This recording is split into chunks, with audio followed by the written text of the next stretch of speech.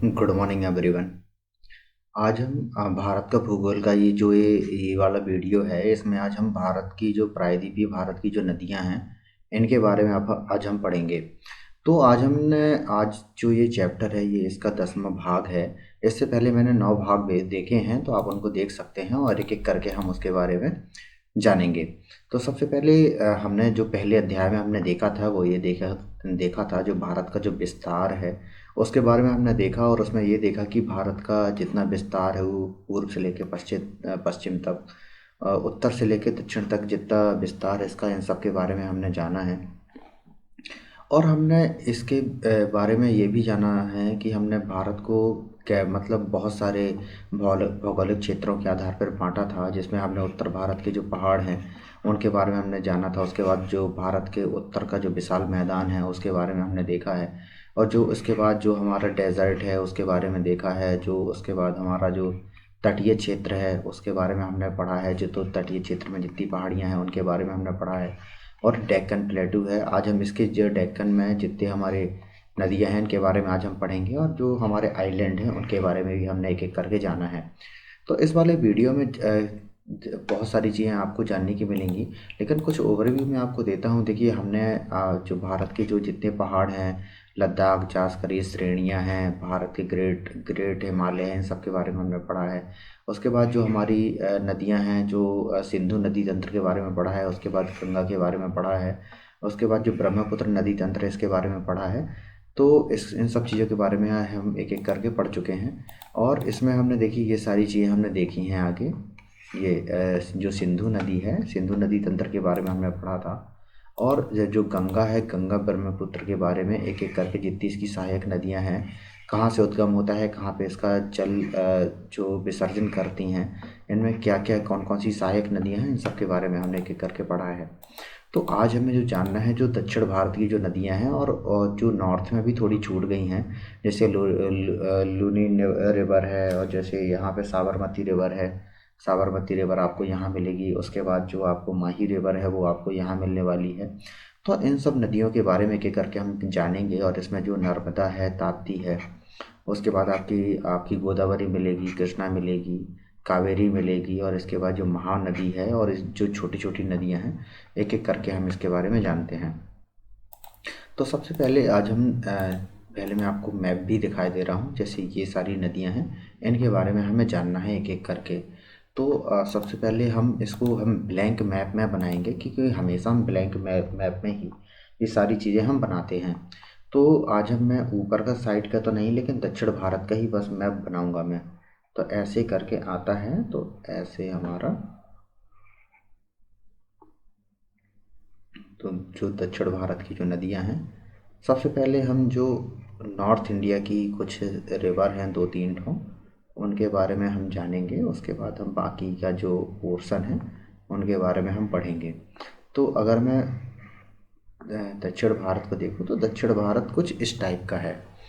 तो अगर देखिए, अगर मैं यहाँ पे कुछ नदियाँ बनाऊँ, तो इसको पेन को थोड़ा इसको हल्का, हाँ, और जो कलर है चेंज किए ले रहे हैं। तो अगर मैं ये बताऊं तो सबसे पहले हम देखते हैं क्या होता है कि देखिए यहाँ पे जो मिलने वाला है ये है रण ऑफ कच्छ। रण ऑफ जो कच्छ है यहाँ मिलेगा, और ये है खंबात की खाड़ी। खंबात की खाड़ी आपको यहाँ मिलेगी। और ये सारी चीज़ें हैं। उसके बाद क्या होता है कि जो अरावली है, अरावली पर्वत यहाँ से ऐसे होता गया है। तो यहाँ से क्या होता है कि अजमेर के पास से, जो अजमेर है, अजमेर के पास से आपकी जो लूनी नदी है इसका उद्गम होता है। जो लूनी नदी है, लूनी नदी का उद्गम होता है। और क्या होता है कि इसके बाद इसकी एक सहायक नदी यहाँ से आके मिलती है, जिसका नाम है सुकाई। जो सुकाई रिवर है वो आके यहाँ से आपकी मिलेगी। सुकाई है, इसके बाद सुकरी है, यहाँ से आके सुकरी एक नदी नदी मिलती है। जो सुकरी नदी है वो भी आपको यहीं आपको मिलने वाली है। और इसके बाद यहाँ एक नीचे आके इसमें मिलेगी जिसको बोलते हैं जवाई। जो जवाई नदी है वो भी आपकी लूनी की ही नदी है। इसके बाद यहाँ एक नदी यहाँ पे आके मिलती है जिसको हम बोलते हैं बालोत्रा जो नदी है, बालोत्रा नदी जो लूनी की सहायक नदी है। इसका एक और इसमें मैं आपको बता रहा हूँ, जब तक बालोत्रा नदी इसमें नहीं मिलती तब तक ये नदी होती है, यहाँ तक का जो पार्ट होता है ये होता है मीठा। लेकिन क्या होता है, जहाँ से इसमें जो बालोत्रा नदी मिलती है इसके बाद ये खारी हो जाती है, जो लूनी रिवर है ये खारी हो जाती है और ये अपना जो जल का जो विसर्जन करती है वो आपका रन ऑफ कच्छ में जल विसर्जन करती है। यहाँ पे एक नदी ऊपर से जाती है जो जिसका उद्गम होता है, कहाँ पे होता है, माउंट आबू से इसका उद्गम होता है। जो माउंट आबू है, माउंट आबू क्या है, जो अरावली उसकी सबसे ऊंची चोटी है, माउंट आबू के पास इसका मतलब उत्सर्जन होता है। और ये क्या होता है कि ये सब नदी को हम बोलते हैं बनास। जो बनास नदी है वो इसका उद्गम यहाँ से होता है। और ये चीज़ें हो गई। इसके बाद क्या होता है कि अब हम दूसरा इसमें मैप बनाते हैं, क्योंकि इसमें जो मैपिंग है बहुत ज़्यादा इम्पोर्टेंट होने वाली है। अगर मैं ये यहाँ से ऐसे बात करूँ तो ऐसे करके हमारी फिर यहाँ से दक्षिण भारत स्टार्ट होता है ऐसे।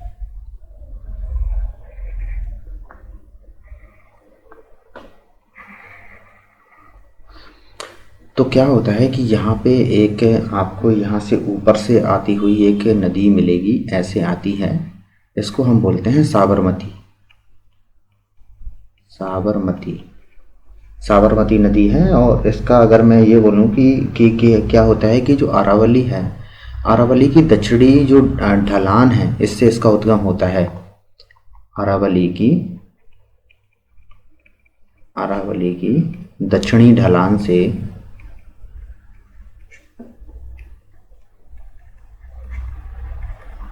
उद्गम होता है।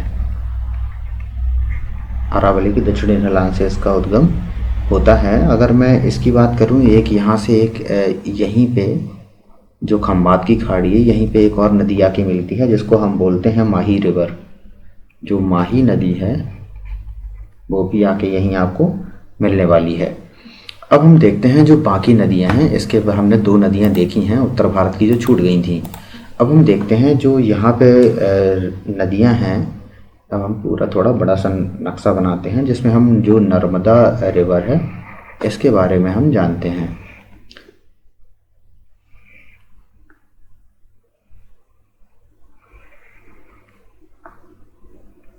नर्मदा और जो छोटी छोटी नदियां हैं, उसके बाद हम क्या होता है कि गोदावरी, कृष्णा और कावेरी नदी को हम देखेंगे।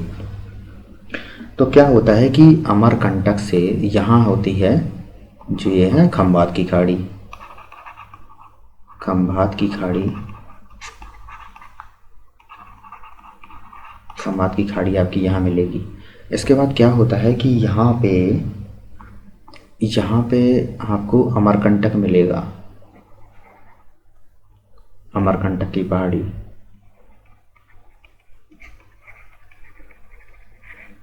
ये क्या होता है, जो सतपुड़ा पर्वत रेंज है ना, उसका एक भाग है ये अमरकंटक पहाड़ी है। यहाँ से जो क्या होता है कि नर्मदा नदी है, नर्मदा नदी का उद्गम यहाँ से होता है। अगर मैं नर्मदा रिवर की बात करूँ तो ये भारत की चौथी सबसे बड़ी नदी है, तो इसके बारे में है। और अगर मैं इसकी कुछ सहायक नदियों की बात करूँ, अगर नर्मदा की, देखिए अब सबसे पहले मैं नर्मदा की सहायक नदी है।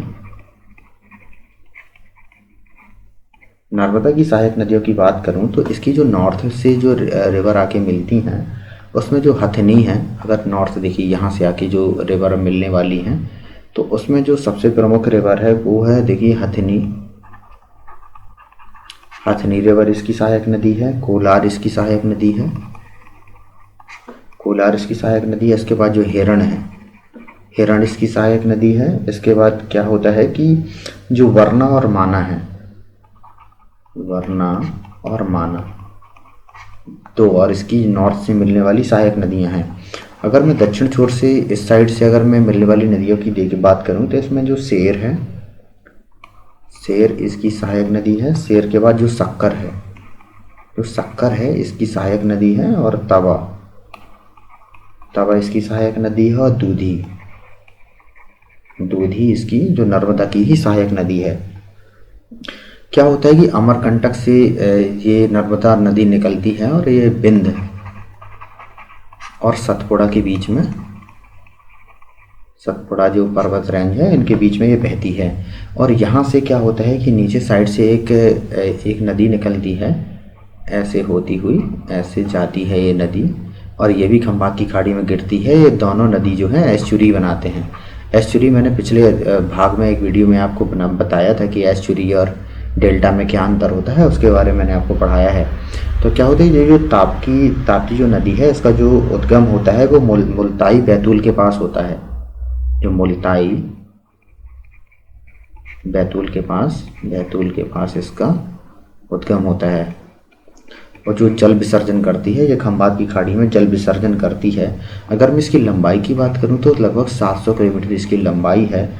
और इसमें इसकी अगर मैं तापी रिवर की बात करूं, तापी जो नदी है, तापी नदी क्या होता है कि तापी नदी की अगर मैं सहायक नदियों की बात करूं तो इसमें जो सूर्य है इसकी सहायक नदी है। इसके बाद जो तनपा इसकी सहायक नदी है, और इसके बाद इसका जो तापी इसकी सहायक नदी है। ये जो 3 नदियां हैं इसकी सहायक नदियां में आती है। क्या होता है कि मैंने अभी आपको तवा रिवर बताया था, तो तवा धुआंधार जलप्रपात आपको मिलेगा जो जबलपुर में इसी नदी पर है। धुआंधार बहुत आकर्षक यहाँ पे जलप्रपात है जो आपको जबलपुर के पास मिलने वाला है। अगर मैं मध्य प्रदेश का, अगर मैं हाई कोर्ट की बात करूँ तो वो भी आपको जबलपुर में ही मिलेगा। और ये नर्मदा है, नर्मदा रिवर, और जो नर्मदा रिवर रिफ्ट वैली में बहती है, इस वजह से एकदम इसकी सीधी धारा है और ये एस्चुरी का निर्माण करती है। अगर मैं इस साइड की नदियों की बात करूं तो इसमें आपने दामोदर रिवर आपने देखा होगा, जो हुगली की जो सहायक नदी है, हुगली की जो सहायक है वो दामोदर रिवर थी। यहाँ पे दामोदर की एक सहायक नदी है जिसको हम बोलते हैं कसई रिवर। कसई दामोदर की सहायक नदी है। और यहाँ पे एक आपको नदी मिलेगी जिसको हम बोलते हैं स्वर्ण रेखा। यहाँ से आके एक नदी यहाँ पे मिलती है, स्वर्ण रेखा, इसको बोलते हैं स्वर्ण रेखा। स्वर्ण रेखा यहाँ से आके एक नदी मिलेगी। अगर मैं स्वर्ण रेखा की अगर मैं लंबाई की बात करूँ तो लगभग 400 किलोमीटर इसकी लंबाई है। और ये क्या होता है कि आपने देखा होगा कि जमशेदपुर किस नदी के किनारे बसा हुआ है, वो है स्वर्ण रेखा के किनारे बसा हुआ है। जमशेदपुर आपका जो स्वर्ण रेखा नदी है इसके किनारे बसा हुआ है। अगर नीचे एक नदी आके मिलती है, नदी इसमें है जो इसकी, देखिए यहाँ से एक नदी निकलती है ऐसे, जिसका नाम होता है शंख, और यहाँ से एक नदी मिलती है जिसका नाम होता है कोयल। शंख और कोयल नदी मिलके जब आगे बढ़ती हैं तो इसको हम बोलते हैं ब्राह्मणी रिवर। जो ब्राह्मणी रिवर है उसका निर्माण होता है और आगे जाके ये बे ऑफ बंगाल में जाके गिरती है। अगर मैं राउरकेला, आपने स्टील प्लांट का नाम आपने सुना होगा, तो राउरकेला जो है इसी नदी के किनारे बसा है। राउरकेला जो क्या होता है, उड़ीसा में ये नदी है। तो ये क्या होता है कि अगर मैं इसकी बात करूं, राउरकेला स्टील प्लांट आपको यहीं मिलेगा। अगर मैं इस नदी की अगर बात करूं तो इसकी लंबाई लगभग 420 किलोमीटर इसकी लंबाई है। तो ये है। और इसके बाद क्या होता है कि छोटी छोटी नदियों की बात करूं तो आपको देखिए यहाँ पे तमिलनाडु में यहाँ पे एक नदी आके यहाँ पे मिलती है जिसका नाम होता है अर्जुना रिवर यहाँ मिलेगी। इसके बाद एक नदी आपको तमिलनाडु में मिलेगी जिसका नाम है बैगई रिवर यहाँ मिलेगी। और इसके बाद आपको यहाँ पे एक नदी आके मिलेगी जो केरल है। यहाँ पे एक नदी है जिसका नाम है पेरियार आपको यहाँ मिलने वाली है। और यहाँ पे एक नदी और यहाँ की मिलती है जिसको हम बोलते हैं गायत्री रिवर। गायत्री जो नदी है वो आके यहाँ मिलेगी। और यहाँ पे क्या होता है कि इसमें जो कृष्णा रिवर है, कृष्णा रिवर के जस्ट नीचे साइड एक नदी मिलती है आंध्र प्रदेश में, जो ऐसे इसका जो स्ट्रक्चर है वो इस साइड से है, पेन्नेरू रिवर इसको बोलते हैं हम। सबसे पहले ऐसे इसका स्ट्रक्चर की मैं बात करूं तो ऐसा ये जाती है, फिर इस साइड से एक नदी आके मिलती है, और इसके बाद फिर ऐसे जाती हुई ऐसे ये जल विसर्जन करती है बे ऑफ बंगाल में। और क्या होता है कि ये आंध्र प्रदेश में है और इस नदी को हम बोलते हैं पेन्नेरू। पेन्नेरू जो नदी है वो आपकी मिलती है, इसको हम पेन्नेरू रिवर बोलते हैं। और इसके बाद क्या होता है कि अब हम जो इसकी जो सबसे बड़ी नदियां हैं इनके बारे में एक एक करके हम चर्चा करते हैं। तो सबसे पहले अगर मैं इसी वाले मैप में नहीं, अब हम दूसरे वाला मैप में बनाते हैं और नए वाले मैप में अब हम चर्चा करेंगे। तो देखिए, अगर मैं दक्षिण भारत बस का मैप अब मैं बनाता हूँ, दक्षिण भारत का हमने मैप ऐसे करके हमारा दक्षिण भारत का मैप बनेगा।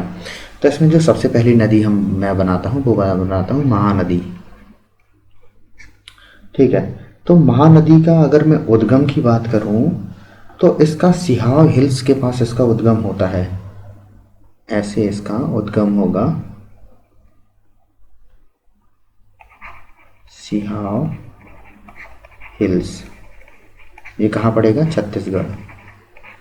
जो सीजी है इससे इसका उद्गम होता है और नीचे से इसकी दो नदियाँ इसमें आके मिलेंगी, ऐसे करके इसमें दो नदियाँ आके मिलती हैं और फिर ये ऐसा स्ट्रक्चर इसका बनता है, ऐसे स्ट्रक्चर बनते हुए ये फिर नीचे जाती है ऐसे।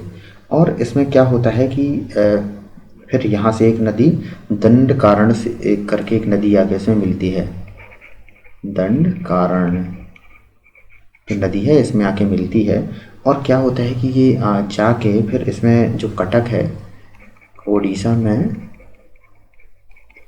ये कटक के पास आके गिरती है। अगर मैं ये बात करूं कि जो क्या होता है कि जो चिल्का झील है, चिलिका झील है, वो आपको यहीं मिलने वाली है।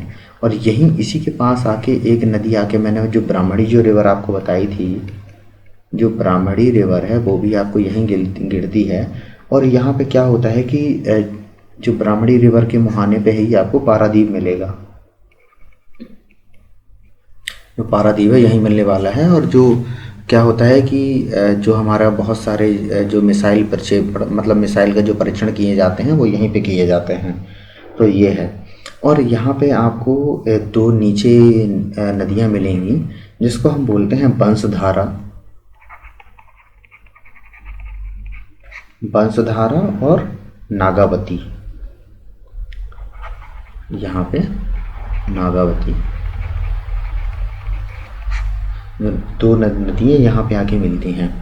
तो ये है। और इसी के किनारे राउरकेला स्टील और जो कटक है वो भी आपको यहीं मिलने वाला है। चिल्का लेक जो भारत की सबसे बड़ी खारे पानी की लेक है वो भी आपको यहीं मिलने वाली है। तो ये सारी चीज़ें इसमें हैं। और इसका जो अगर मैं उद्गम देखूं तो सिराव हिल्स के पास इसका उद्गम होता है, छत्तीसगढ़ के पास है। जो इसका जलाशमन करती है वो बे ऑफ बंगाल में करती है, बे ऑफ बंगाल में इसका जो जल को गिराती है और यहाँ पे एक क्या होता है कि डेल्टा का निर्माण करती है। तो ये है। अगर अब हम दूसरी जो नदियाँ हैं अब हम देखते हैं, महानदी और कृष्णा नदी को हम इसमें देखते हैं। तो सबसे पहले हम यहाँ से ऐसे हम पूरा भारत का जो नक्शा है वो बनाएंगे।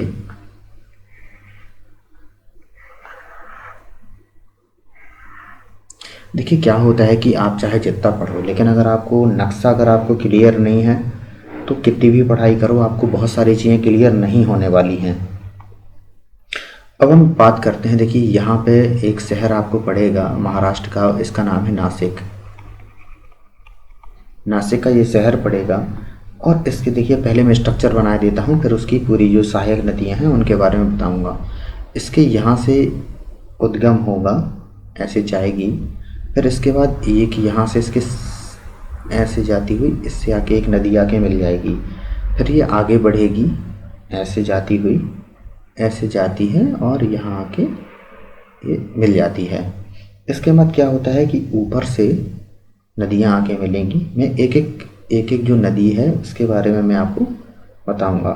जब ये आगे बढ़ती है तो इसमें भी आके ऊपर से आपको एक नदी आके जुड़ जाएगी और फिर ये आगे आके यहाँ आके मिल जाएगी। इसके बाद क्या होता है कि यहाँ से आके एक और नदी इसमें मिल जाती है और यहाँ से आके एक और इसमें आके नदी मिल जाएगी। अब मैं इसमें आपको एक एक करके मैं सारी नदियाँ बताता हूँ। देखिए क्या होता है कि ये जो क्षेत्र है इसको हम बोलते हैं त्र्यंबकेश्वर। जो हिल्स है, त्र्यंबक की जो पहाड़ियाँ हैं, इसको बोलते हैं हम त्र्यंबकेश्वर। त्र्यंबकेश्वर नामक जगह है और त्र्यंबक की पहाड़ी है। यहाँ से जो गोदावरी है इसको हम बोलते हैं गोदावरी। गोदावरी का जो निर्माण है, जो गोदावरी का जो उद्गम है, यहाँ से होता है। इसके बाद इसकी जो ये वाली जो सहायक नदी है इसको हम बोलते हैं मंजीरा। इसकी सहायक नदी है और आपने ये देखा होगा कि जो निजाम सागर डैम है आपको यहाँ मिलने वाला है। निजाम सागर जो डैम है यहाँ पे मिलने वाला है। अगर मैं इस वाली नदी की बात करूँ तो इस वाली नदी को हम बोलते हैं पैनगंगा। पैनगंगा आपको यहाँ मिलने वाली है और इसकी जो सहायक एक नदी है इसकी नाम है बरधा। बरधा इसकी सहायक नदी है और इसके बाद जो ये वाली नदी है इसको बोलते हैं हम पैनगंगा। तो अगर मैं ये बात करूँ सबसे लंबी सहायक नदी कौन सी है, तो पैनगंगा इसकी सबसे लंबी सहायक नदी है। और इसके बाद जो यहाँ पे आके मिलती है इसकी नदी, इसकी बोलते हैं इंद्रावती। जो इंद्रावती नदी है वो आपको ये मिलेगी और इसको जो ये वाली नदी है इसको बोलते हैं हम सबरी रिवर। जो सबरी नदी है यहाँ पे आके मिलेगी। और क्या होता है कि यहाँ पे एक शहर मिलता है जिसका नाम है विशाखापट्टनम। विशाखापट्टनम। देखिए यहाँ क्या होता है कि इसका जो डेल्टा है, भारत का दूसरा सबसे बड़ा जो डेल्टा है वो यहाँ पे बनता है। यहाँ पे एक जो आपको राजमुंदरी का आपने सुना होगा कि तंबाकू अनुसंधान केंद्र कहाँ है, तो राजमुंदरी वो यहीं में है। जो राजमुंदरी है वो आपको यहीं मिलने वाला है। राजमुंदरी यहीं मिलेगा। और देखिए अब मैं इसमें एक और मैं नदी बनाए दे रहा हूँ। क्या होता है कि यहाँ पे एक शहर मिलेगा जिसका नाम है पुणे। जो पुणे शहर है वो आपको यहाँ पे मिलेगा। मैं जो क्या होता है कि कृष्णा है, कृष्णा को दूसरे रंग से बना रहा हूँ मैं। देखिए क्या होता है कि यहाँ से एक नदी मिलेगी। यहाँ से जो पुणे है, पुणे से एक नदी मिलेगी। यहाँ से एक नदी निकलती है और यहाँ से एक नदी ऐसे निकलती है। इसका नाम है कृष्णा। और ये जो निकलती है कृष्णा, जहाँ से निकलती है वहाँ इसको क्या बोलते हैं, महाबलेश्वर से। महाबलेश्वर से इसका निर्माण उद्गम होता है। अगर मैं आगे की बात करूँ तो आगे यहाँ से ये वाली नदी आके मिलती है और देखिए ये है कृष्णा। इस वाली नदी को बोलते हैं हम भीमा। जब ये आगे बढ़ती है तो ऐसे आगे बढ़ेगी ये। तो यहाँ से एक दो नदियों का निर्माण होता है। एक तो होती है तुंग, इसको हम बोलते हैं तुंग। और यहाँ से एक नदी का उद्गम होता है जिसको हम बोलते हैं भद्रा। तुंगभद्रा नामक दो नदियों का यहाँ से उद्गम होता है।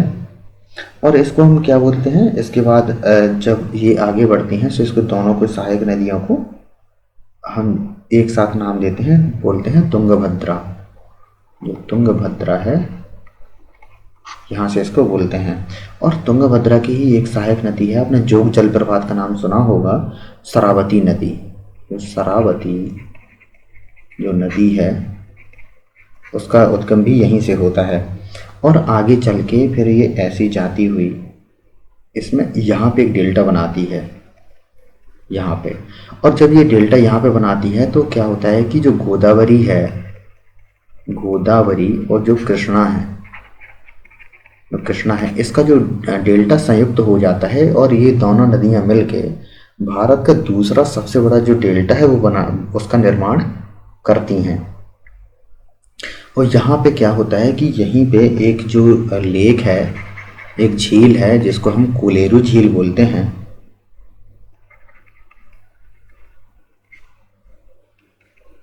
कोलेरू लेक है, इसका निर्माण होता है और ये क्या होता है कि एक मीठे पानी की झील है, मीठे पानी की झील है ये। और ये कहाँ पड़ती है? आंध्र प्रदेश में। और क्या होता है, जो भारत का सबसे बड़ा डेल्टा है वो तो सुंदरबन डेल्टा है, लेकिन जो दूसरा सबसे बड़ा जो डेल्टा है वो ये दोनों नदियां आके निर्माण इसका करती हैं।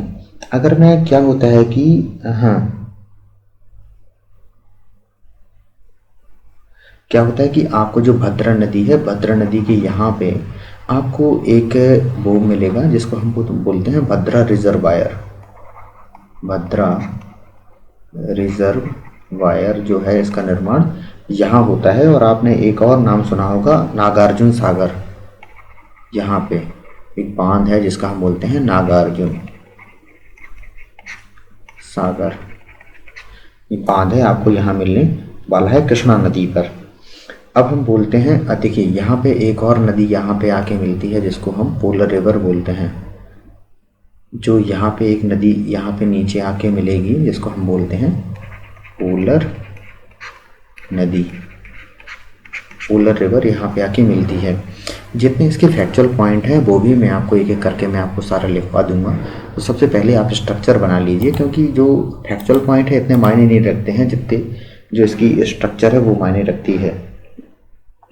अब हम क्या होता है कि अगर हम दक्षिण भारत को जो नक्शा अगर हम दोबारा बना लें, दक्षिण भारत का नक्शा अगर हम ऐसे हमने बनाया तो क्या होता है कि एक ब्रह्मगिरी हिल्स है कुर्ग के पास। आपको यहाँ पे क्या होता है कि जो कावेरी नदी का उद्गम महाराष्ट्र वो कर्नाटक से होता है, तो यहाँ पे पहाड़ी मिलेंगी जिसको हम बोलते हैं ब्रह्मगिरी हिल्स। यहाँ से इसका उद्गम होता है और ये क्षेत्र क्या है? कुर्ग। कुर्ग से इसका कुर्ग से निकलती हैं ये तो कुर्ग से निकलती हैं तो क्या होता है कि यहाँ से एक नदी निकलती है जिसको हम बोलते हैं कावेरी। कावेरी नदी यहाँ से निकलती है। कावेरी नदी ऐसे जाती हुई फिर यहाँ से एक नदी निकलती है यहाँ से आती हुई जिसको हम बोलते हैं कवानी। कवानी क्या होता है कि इसका जो उद्गम होता है वो जो पश्चिमी घाट है, पश्चिमी घाट के जो पूर्वी हिस्से से इसका निर्माण होता है। तो ये क्या होता है कि दक्षिण भारत की जो सारी नदियां हैं इनको हम क्या होते हैं कि वर्षा वाली जो नदियां कहते हैं मानसूनी नदियां बोलते हैं। और उत्तर भारत की सभी नदियों को हम क्या बोलते हैं कि सदा नीरा बोलते हैं, क्योंकि उसमें जो पानी है वो क्या होता है कि जो बहुत सारे ग्लेशियर हैं उनके पिघलने से मिल जाता है। लेकिन यहाँ की जो नदियाँ हैं ज़्यादातर जो डिपेंड करती हैं वो करती हैं मानसून पर। लेकिन क्या होता है कि दक्षिण भारत की अगर हम गंगा बोलेंगे तो इसको बोलेंगे, क्योंकि ये सदा नीरा जो नदी है यही है, ये हमेशा मतलब हमेशा ही इसमें पानी बना रहता है। तो फिर ये क्या होता है कि ये दोनों ये हैं, फिर ये दोनों नदियाँ ऐसे जाएंगी, ऐसे जाती हैं और ऐसे इसका स्ट्रक्चर ऐसे करके इस टाइप से बनता है इसका स्ट्रक्चर। तो क्या होता है कि यहाँ से दो नदी आके फिर इसमें आके मिलती हैं। और इसको क्या होता है कि इस नदी को हम बोलते हैं जो लक्ष्मण और तीरथ, जो तीरथ नदी हैं दोनों आके मिलती हैं।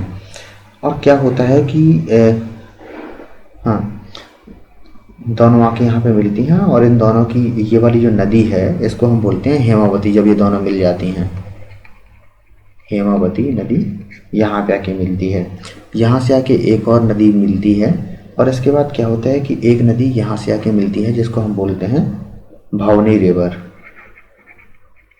जो भावनी नदी है यहाँ के आके मिलेगी और ये है। और यहाँ पे क्या है कि आपको एक बांध मिलेगा इस वाले क्षेत्र में यहाँ पे, इसको हम बोलते हैं मुल्ला पेरियार बांध। आपको यहाँ मिलने वाला है और यहाँ पे आके फिर ये बे ऑफ बंगाल में अपना जल विसर्जन करती है।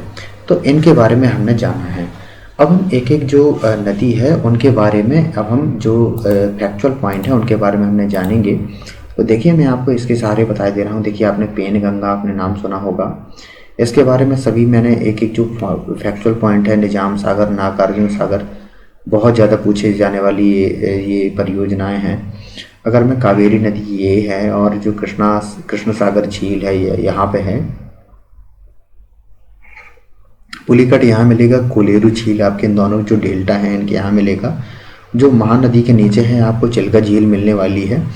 और इन सारी नदियों की बैंगनाथ झील पर वो आपको यहाँ पे केरल में मिलने वाली है। और हाँ, लिंगम मक्की जो झील है वो आपको मिलेगी कर्नाटका में। तो इन सब चीज़ों के बारे में हमने आप पढ़ा है। और हम एक एक करके जो फैक्चुअल पॉइंट है इनके एक एक करके हम देखते हैं। अगर फैक्चुअल पॉइंट की मैं बात करूँ तो देखिए, अब हम सारी चीज़ें लिख के हम देखेंगे। सबसे पहले हम अगर मैं गोदावरी नदी की बात करूँ, सबसे पहले हम देखते हैं गोदावरी रिवर। गोदावरी नदी की अगर मैं बात करूँ तो देखिए मैंने आपको बताया उसका उद्गम आपने त्रंबक हिल्स नासिक के पास इसका उद्गम होता है, जो जल आसमन करती है वो बंगाल की खाड़ी में जल आसमन करती है। और क्या होता है कि जो नदी का जो मुहाना है वो डेल्टा बनाती है ये नदी। अगर मैं गोदावरी का जो डेल्टा है इसी के मुंह पर मैंने आपको ये बताया है कि राजमुंदरी जो है वो यही इसी के डेल्टा के मुहाने पर स्थित है। अगर मैं इसकी लंबाई की बात करूं तो इसकी लंबाई है 1465 जो किलोमीटर है इसकी टोटल लंबाई है। और जो भारत की दूसरी सबसे लंबी रिवर है, दूसरी सबसे लंबी रिवर है, सबसे लंबी जो रिवर है वो आपकी गोदावरी मिलने वाली है। और क्या होता है कि अगर मैं ये बात करूं कि जो दक्षिण भारत का जो नदी बेसिन है ये गोदावरी का सबसे बड़ा, दक्षिण भारत का सबसे बड़ा नदी बेसिन, सबसे बड़ा जो नदी बेसिन है वो गोदावरी को आपका मिलने वाला है। और क्या है कि दक्षिण भारत का जो सबसे बड़ा अपवाह तंत्र है वो भी इसी का है। जो अपवाह तंत्र की बात करूं, इसी का सबसे बड़ा अपवाह तंत्र मिलेगा। और क्या है, लंबाई के आधार पर ये दक्षिण भारत की सबसे लंबी नदी है और भारत की दूसरी सबसे लंबी नदी है, और दक्षिण भारत की सबसे लंबी नदी है। क्या होता है कि क्षेत्रफल, जैसे इसका क्षेत्रफल जितनी बड़ी नदी है इसे दक्षिण भारत की गंगा कहा जाता है। क्या होता है कि इसके किनारे पे आपको क्या होता है कि नासिक में कुंभ का आयोजन होता है, तो ये दक्षिण भारत की सबसे पवित्र नदी भी होती है। अगर मैं क्या होता है कि गोदावरी कितने राज्यों से होकर जाती है, तो इसमें अगर मैं बात करूं तो इसमें जो महाराष्ट्र है, महाराष्ट्र, और इसके बाद आपको तेलंगाना और इसके बाद जो आंध्र प्रदेश है, 3 राज्यों से होकर जो गोदावरी है ये जाती है। क्या होता है कि इसमें गोदावरी नदी को महाराष्ट्र की जीवन रेखा भी बोला जाता है। अगर मैं गोदावरी की बोलूँ तो क्या होता है कि यहाँ पे जो सबसे बड़ी नदी है वो गोदावरी है, तो बहुत सारे शहरों में जो जल का आपूर्ति है वो इसी नदी से की जाती है। अगर मैं ये बात करूँ कि क्या होता है कि महाराष्ट्र और मतलब ये है, अगर मैं क्या होता है कि गोदावरी में जल विवाद भी है। अगर मैं गोदावरी को लेकर अगर मैं विवाद बताऊं तो 2 स्टेट के बीच में है, और जिसमें आपका जो महाराष्ट्र है और जो आंध्र प्रदेश है, इन दोनों के बीच में जो गोदावरी के जल को लेके, बंटवारे को लेके, जल विवाद को लेके होता है बहुत सारा विवाद है। अगर मैं क्या होता है कि अंतर्राज्यीय जल विवाद को लेके अगर मैं बात करूं तो ये किस आर्टिकल में है, तो आर्टिकल जो 262 है उसमें इसका उल्लेख जो है किया जाता है। अगर मैं क्या होता है कि पहला, अगर ये भारत में जो नदी जल विवाद की बात करूं, तो भारत का पहला जो नदी जल विवाद है, इसको पहला नदी जल विवाद इसको हम बोल सकते हैं। और क्या है कि इसमें क्या होता है, जब मतलब 2 स्टेट के बीच में अगर कोई भी नदी जल विवाद होता है तो उसमें क्या होता है कि जो सुप्रीम कोर्ट है वो एक ट्रिब्यूनल का गठन करती है। तो जो भारत में पहला नदी ट्रिब्यूनल जो बना था वो इसी के बीच में बना था, जो रिवर ट्रिब्यूनल की अगर मैं बात करूं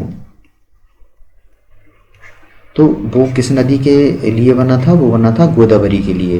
किन दो स्टेटों के बीच में? महाराष्ट्र और आंध्र प्रदेश के बीच में ये विवाद था। और आर्टिकल किस आर्टिकल में इसका वर्णन किया गया है? आर्टिकल 262 के अंतर्गत इसका वर्णन किया गया है। अगर मैं गोदावरी की कुछ सहायक नदियों की बात करूं तो गोदावरी की सहायक नदियों में देखिए आपने पूर्णा है, वर्धा है, पूर्णा, वर्धा, वेनगंगा और इसके बाद पेनगंगा। पेनगंगा इसकी सहायक नदी है। और जो प्राणहिता इसकी सहायक नदी है। और इसकी एक सहायक नदी है जिसका नाम है मंजरा। मंजरा इसकी सहायक नदी है। और जो सातवीं इसकी सहायक नदी है उसको हम बोलते हैं इंद्रावती जी, इसकी सहायक नदी है। क्या होता है प्राणहिता नदी है वो दो नदियों का संगम है जिसको हम बेनगंगा और पेनगंगा, जब आके दोनों जैसे बेनगंगा और पेनगंगा आके मिलती हैं तो वहां से उसका नाम जो है प्राणहिता हो जाता है। अगर में क्या होता है कि इंद्रावती जो रिवर है, इंद्रावती का जो उद्गम है, इंद्रावती नदी का उद्गम की बात करूं तो इसका जो उद्गम है ओडिशा से होता है। ओडिशा से इसका उद्गम होता है। और क्या होता है, इंद्रावती नदीगम का उद्गम जो है ओडिशा से होता है। और क्या होता है कि इंद्रावती का एक सहायक नदी है। इंद्रावती छत्तीसगढ़ की दूसरी सबसे लंबी नदी हुई है। देखिए इंद्रावती का जो उद्गम है वो आपका ओडिशा से होता है। और इसकी ये क्या होता है कि सबसे लंबी भी सहायक नदी है। अगर मैं क्या होता है कि इसी नदी पर, इंद्रावती नदी पर ही आपको चित्रकूट जो जलप्रपात है, भारत का जो सबसे बड़ा जलप्रपात है वो आपको यहीं मिलने वाला है। क्या होता है कि दुनिया का जो सबसे बड़ा जलप्रपात है वो नियाग्रा है। तो इससे क्या होता है कि जो चित्रकूट जलप्रपात है, चित्रकूट जलप्रपात जो है इसे भारत का नियाग्रा बोला जाता है। भारत का जो नियाग्रा है चित्रकूट जलप्रपात को बोला जाता है। और इसमें इंद्रावती नदी परियोजना भी इसमें है। और क्या होता है कि अगर मैं दक्षिण भारत का एकमात्र कुंभ मेले की बात करूं तो क्या होता है कि दक्षिण भारत का एकमात्र जो कुंभ मेला है वो आपको गोदावरी में मिलेगा। गोदावरी में, नासिक के पास, नासिक में आपको लगता हुआ मिलने वाला है। और भारत में जो 4 महाकुंभ है आपको मिलते हैं। तो ये है। अगर मैं आगे की बात करूं तो अब हम जो नदी देखते हैं उसका नाम है कृष्णा। कृष्णा नदी की बात करूं तो ये भारत की तीसरी सबसे लंबी नदी है। भारत की तीसरी सबसे लंबी नदी है। तीसरी सबसे लंबी नदी है। अगर मैं इसकी लंबाई की बात करूं तो लगभग 1400 किलोमीटर इसकी लंबाई है।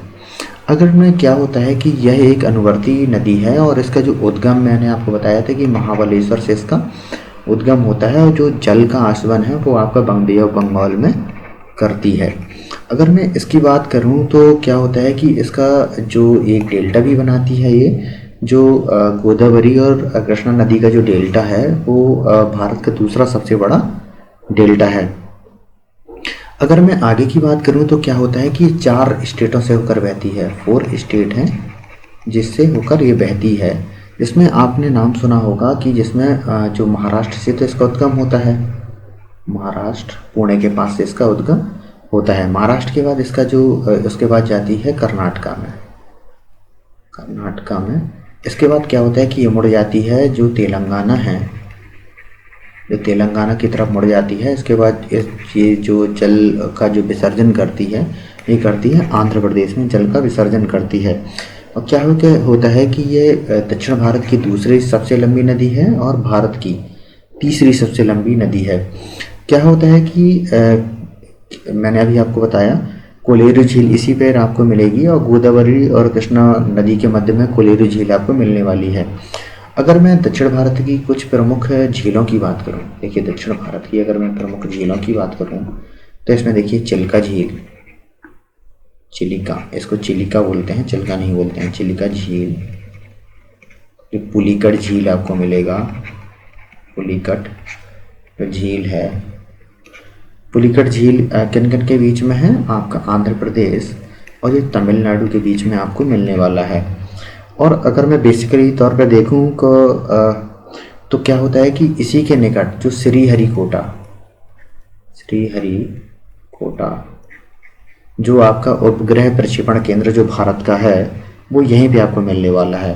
इसके बाद अगर मैं तीसरी अगर मैं झील की बात करूं तो वेम्बनाड झील, वेम्बनाड जो झील है जो आपको केरल में मिलने वाली है। और इसके बाद जो अष्टमुदी, आपने नाम सुना होगा, जो अष्टमुदी है, अष्टमुदे जो झील है वो भी आपको केरल में मिलेगी। अगर मैं क्या होता है कि अगर मैं पांचवी अगर एक झील की बात करूं तो इसको बोलते हैं लोनार झील। लोनार झील की अगर मैं बात करूं तो लोनार झील आपको मिल के क्या होता है कि ये पड़ती है महाराष्ट्र में।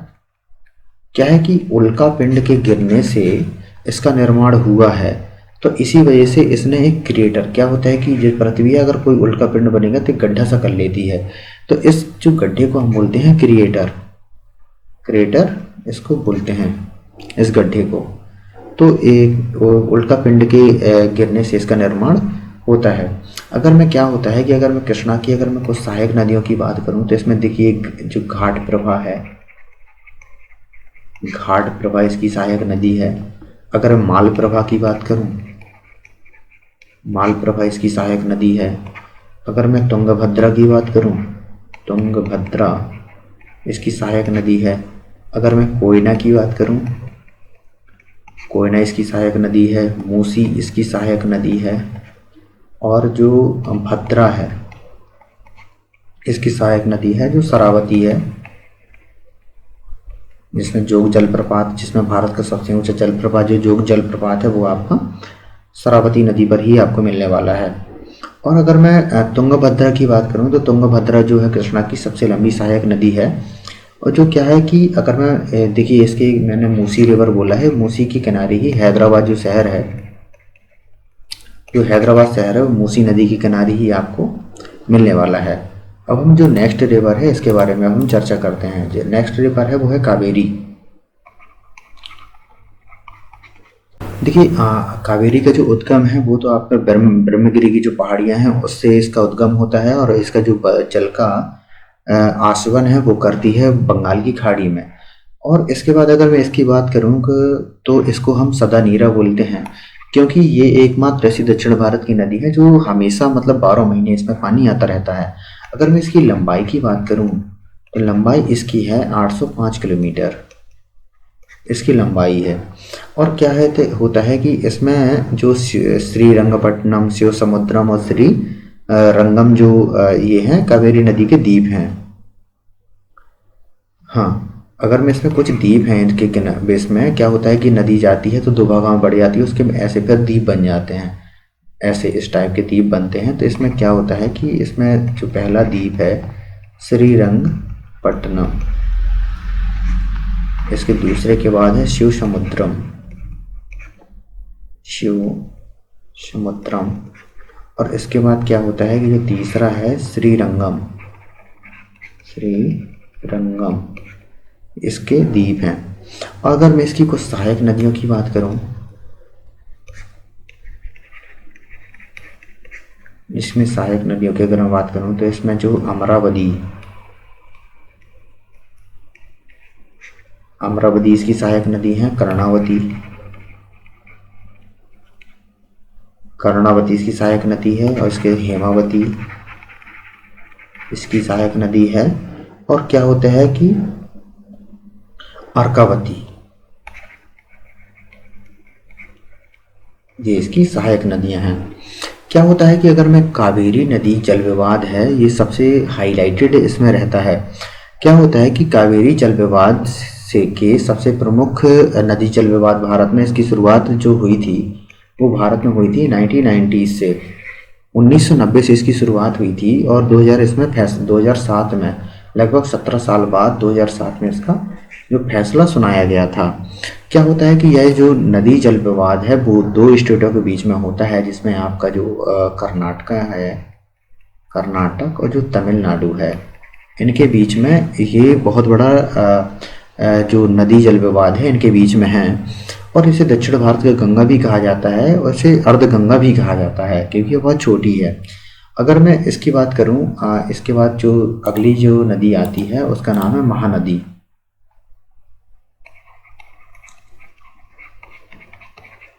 महानदी आती है। अगर मैं इसका उद्गम, मैंने आपको बोला है कि इसका उद्गम कहाँ होता है, शिहाब हिल्स के पास रायपुर छत्तीसगढ़ में इसका उद्गम होता है। जो जलास्वन करती है वो बे ऑफ बंगाल में ये जलास्वन करती है। और क्या होता है कि इसे छत्तीसगढ़ और उड़ीसा की जीवन रेखा भी कहा जाता है क्योंकि इसमें जो सबसे लंबी छत्तीसगढ़ और उड़ीसा को मिलकर एक ही नदी है उसका नाम है महानदी। ठीक है। और इसमें क्या है कि अगर मैं ये बात करूं कि इसमें एक बांध भी, इसकी अगर मैं लंबाई की बात करूं तो लंबाई के आधार पर ये 858 किलोमीटर इसकी लंबाई है। अगर हम इसमें सहायक नदियों की बात करूं, सहायक नदियां इसमें कौन कौन सी हैं? सहायक नदियां इसकी हैं तेल, शंख, इसकी सहायक नदियां हैं। और जो कटक है, जो कटक महानदी के किनारे बसा हुआ है। अगर मैं इसकी एक और, अगर मैं ताप्ती रिवर की बात करूं, ताप्ती के बारे में हमने जाना है, तो क्या होता है कि इसका जो उद्गम है, ताप्ती नदी के बारे में बात करूं तो उद्गम इसका बैतूल से होता है। और इसकी क्या होता है कि इसको हम शूर,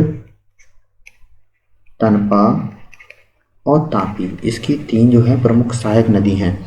और जो जल आसवन करती है वो आपकी करती है खंभात की खाड़ी में जल आसवन करती है। और अगर ये किन किन स्टेटों में बहती है, तो अगर स्टेट की बात करूं तो ये गुजरात में बहती है, और जो महाराष्ट्र है इसमें बहती है, और जो मध्य प्रदेश है इसमें 3 स्टेट से होकर ये बहती है। अगर मैं इसकी लंबाई की बात करूं तो इसकी लंबाई है 724 किलोमीटर। और ये भी एक एस्चुरी बनाती है, जैसे नर्मदा एक एस्चुरी बनाती है, ये भी एक एस्चुरी का निर्माण करती है। अब हम अगला देखते हैं।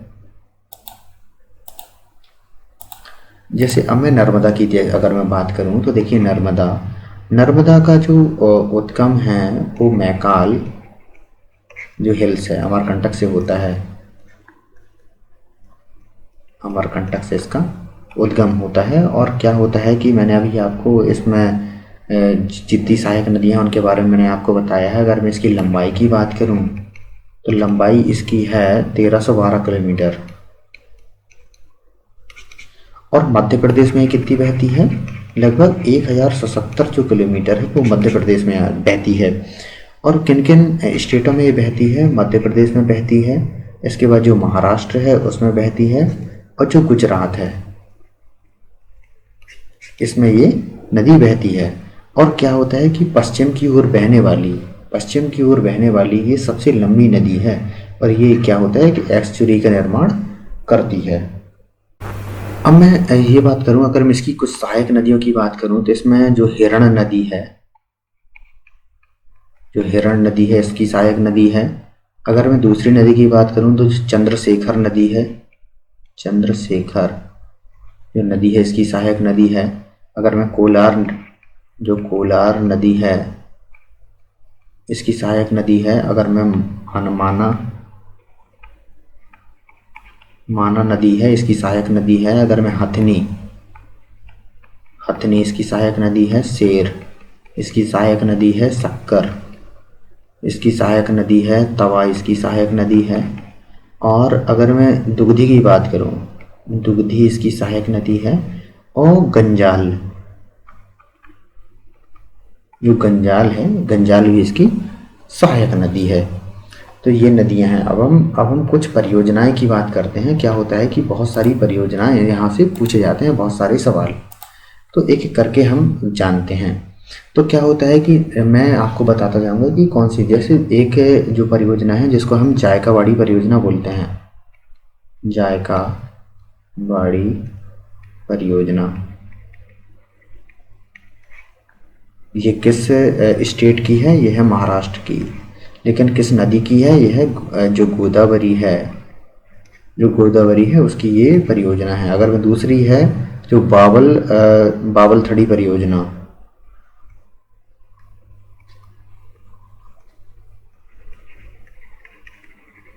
ये किसकी नदी है? ये भी आपकी सेम मिलेगी, गोदावरी महाराष्ट्र में आपको मिलने वाली है। अगर मैं निजाम सागर परियोजना की अगर मैं बात करूं तो ये आपको मिलेगी, जो जो मंजरा नदी है ना, मंजरा नदी पर ये मिलने वाली है। ये कहाँ मिलेगी? ये तेलंगाना में मिलेगी, तेलंगाना पे ये मिलने वाली है। अगर मैं नागार्जुन सागर की बात करूं, अगर मैं नागार्जुन सागर परियोजना की बात करूं तो क्या होता है कि ये कृष्णा नदी पर है। लेकिन अगर मैं स्थान की बात करूं तो ये तेलंगाना पर है, तो तेलंगाना पर है। और क्या होता है कि ये सबसे बड़ी परियोजना है। अगर मैं पांचवी की बात करूं तो आपने अलमाटी परियोजना नाम सुना होगा। अलमाटी अलमाटी परियोजना की अगर मैं बात करूं तो ये किस नदी पर है? कावेरी नदी पर। कहाँ पे है ये? कर्नाटक में। इसके बाद एक और परियोजना है जिसको हम बोलते हैं स्टेनले परियोजना। स्टेनले स्टेनले परियोजना है, वो भी आपको यहीं मिलने वाली है, कावेरी नदी पर। ये भी आपको कर्नाटका में मिलेगी। अगर मैं इसकी बात करूं तो आपने टिकरापारा का नाम सुना होगा। टिकरापारा टिकरापारा परियोजना आपको महानदी में मिलेगी। ये किसमें है? ओडिशा में। टिकरापारा हो गया। टिकरापारा के बाद आपकी एक हीराकुंड आपको मिलेगी महानदी पर।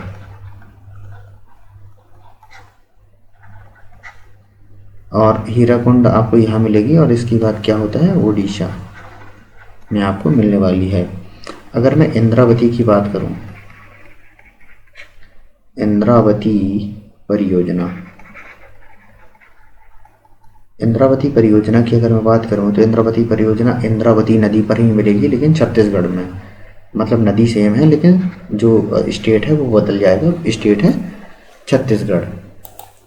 अब हम ये इसमें जाना है, अब हम इसमें जानते हैं। अब हम ये मैं बता रहा हूँ, देखिए आपने, हाँ, उकाई इंद्रावती हो गई। उकाई परियोजना जो है आपकी ताप्ती रिवर पर मिलेगी। उकाई परियोजना ताप्ती नदी पर मिलेगी, लेकिन ये स्टेट जो होगा गुजरात होगा। उकाई परियोजना हो गई। इसके बाद जो काकरापारा परियोजना है ये भी ताप्ती नदी पर मिलेगी, स्टेट गुजरात ही होगी। अगर मैं इंदिरा सागर परियोजना की बात करूं,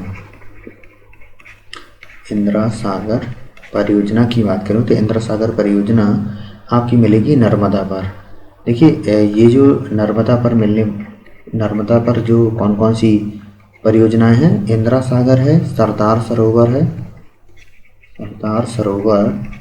और इसके बाद क्या होता है कि एक जो वर्गी परियोजना है वो भी आपको यहीं मिलने वाली है। नर्मदा नदी पर मिलेंगी, लेकिन क्या होता है कि इंदिरा सागर परियोजना आपको मिलेगी मध्य प्रदेश पर, और जो सरदार सरोवर पर जो परियोजना है ये मिलेगी गुजरात पर। ये क्या होता है कि जल भंडारण की क्षमता के हिसाब से ये बहुत बड़ी परियोजना है। अगर मैं वर्गी परियोजना की बात करूं तो ये भी पड़ने वाली है आपकी मध्य प्रदेश पर। अगर मैं एक जोवट परियोजना है, जोवट परियोजना है, ये इसमें कौन कौन सी, मतलब किस नदी पर है? ये हथनी क्या है? नर्मदा की सबसे बड़ी नदी है, जो है सहायक नदी है, वो हथनी रिवर है जो पड़ने वाली है मध्य प्रदेश में। तो हमने जो इसमें जितने भी फैक्चुअल पॉइंट थे, जितनी सहायक नदियाँ थे, इन सब चीज़ों के बारे में हमने जाना है। और अभी तक अगर आपने मेरी वीडियो को सब्सक्राइब नहीं किया है तो प्लीज़ इसको कर लीजिए। आशा करता हूँ कि आपको वीडियो अच्छा लगा होगा। अगर आपको वीडियो अच्छा लगा तो प्लीज़ इसको लाइक कीजिए, सब्सक्राइब कीजिए, शेयर कीजिए। धन्यवाद।